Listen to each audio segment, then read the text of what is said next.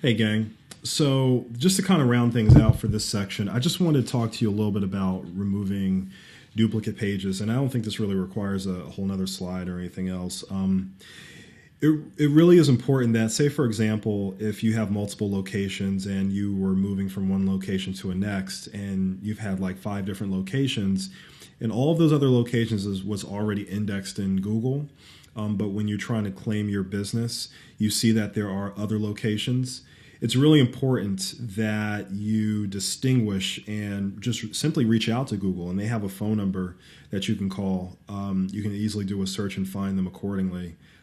We use that number often, and we call Google. They have a prompt. I think it's like prompt 3 for local businesses, and they're very, very helpful in getting a lot of those different things removed. I think Google also allows you to get them removed via their website too. There are ways to do that as well, and I'll show you what that looks like in a second. But the reason why this is an important conversation is this actually can have a negative impact on your rankings. So you want to make certain that if you really do just have one location, you make certain that one location is pinpointed. So we'll talk about that in a little bit and how to do it manually, but you can easily just call Google and they'll get it taken care of for you. All right, gang. See you in the next slide.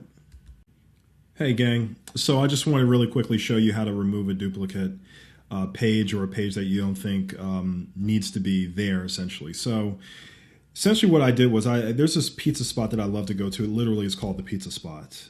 It's based out of, where's it located? It is located in west side of Atlanta, right outside of Atlanta. So this is it right here.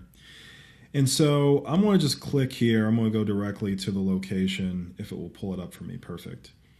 And so you can see they have some pictures on here, which is nice. They have 37 reviews. They're doing some good things there, which is nice. And typically what you'll do is you'll just come down here and you'll see a place where it says suggest and edit. You'll click on that suggest and edit. And then you can report the data problem itself. You can say that the place was permanently closed, and they'll give a reason. We'll say it permanently closed, doesn't exist, moved elsewhere, or duplicate. If it's a duplicate, you want to click that and hit submit. All right. And if you just wanted to come in here just to make some changes, you can click there and say, okay, well, that's not the right one. I'll change that name, or, this is the wrong address. I'll change that, or, the wrong category or whatever. You can change a lot of this stuff. Now, the question you may have is, all right, well, if I can do it, to this one business, then anybody could do it to any business. Well, Google has some ways to spot check those types of things. So don't be too concerned.